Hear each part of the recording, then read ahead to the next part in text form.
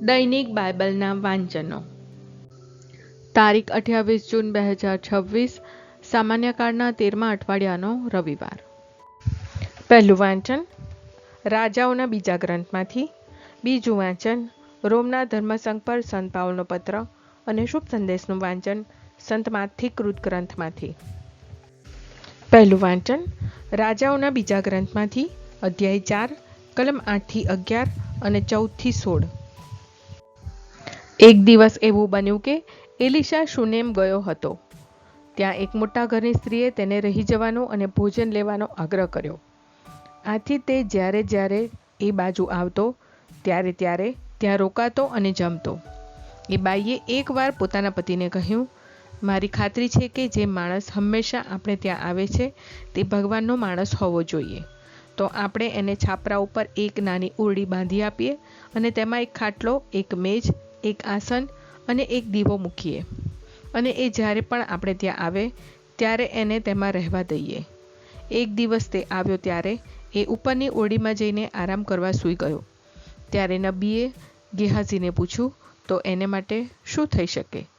ગેહાઝીએ કહ્યું, એક વાત છે, એને બાળક નથી અને એનો પતિ ઘરડો છે. એલિશાએ કહ્યું, એને પાછી બોલાવ. નોકરે તેને બૂમ પાડી અને તે બારણામાં આવીને ઊભી રહી. એટલે એલિશાએ કહ્યું, આવતે વર્ષે આ વખતે તારા ખોળામાં દીકરો હશે. પણ તેણે કહ્યું, ના મહારાજ, આપ ભગવાનના માણસ છો, આ દાસીને છેતરશો નહીં. આ પ્રભુની વાણી છે, તે આપણો આધાર છે. બીજું વાંચન રોમના ધર્મસંઘ પર સંત પાઉલનો પત્ર, અધ્યાય 6, કલમ 3 થી 4 અને 8 થી 11. તમને ખબર નથી કે આપણે સૌએ સ્નાન સંસ્કાર દ્વારા ખ્રિસ્ત ઈસુ સાથે સાયુજ્ય સાધ્યું હતું, ત્યારે આપણે તેમના મૃત્યુના પણ સહભાગી થયા હતા. સ્નાન સંસ્કાર દ્વારા મૃત્યુના સહભાગી બનીને આપણે ખ્રિસ્તની સાથે દફન થયા હતા, જેથી તેઓ જેમ પરમપિતાના મહિમાના પ્રભાવથી પુનર્જીવન પામ્યા હતા, તેમ આપણે પણ નવજીવનને પંથે પગલાં માંડીએ. પણ આપણે જો ખ્રિસ્ત સાથે મર્યા છીએ તો આપણને ખાતરી છે કે આપણે ખ્રિસ્ત સાથે જીવીશું પણ ખરા. આપણે જાણીએ છીએ કે મરેલામાંથી પુનર્જીવન પામેલા ખ્રિસ્ત હવે મરનાર નથી. તેમના ઉપર મૃત્યુને હવે કોઈ અખત્યાર નથી. તેઓ મરી ગયા છે તે તો પાપ પૂરતા કાયમના મરી ગયા છે, પણ જીવે છે તે ઈશ્વરને માટે જીવે છે. એટલે તમે પોતે પણ એમ સમજો કે તમે પાપ પૂરતા તો મરી ગયા છો, પણ ખ્રિસ્ત ઈસુના સાયુજ્યમાં ઈશ્વરને માટે જીવો છો. આ પ્રભુની વાણી છે, તે આપણો આધાર છે. શુભ સંદેશનું વાંચન સંત માથી કૃત ગ્રંથમાંથી, અધ્યાય 10, કલમ 37 થી 42.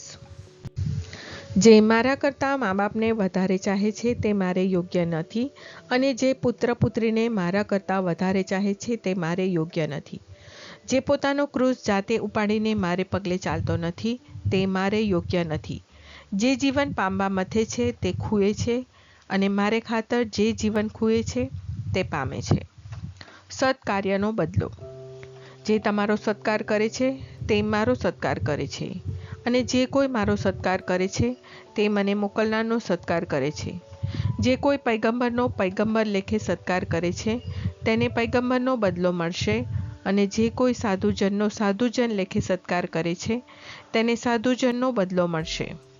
અને જે કોઈ આ નાનેરા જનોમાંના એકાદને મારા શિષ્ય લેખે પ્યાલો ઠંડુ પાણી પણ પાશે, તેને હું ખાતરીથી કહું છું કે એનો બદલો મળ્યા વગર નહીં જ રહે.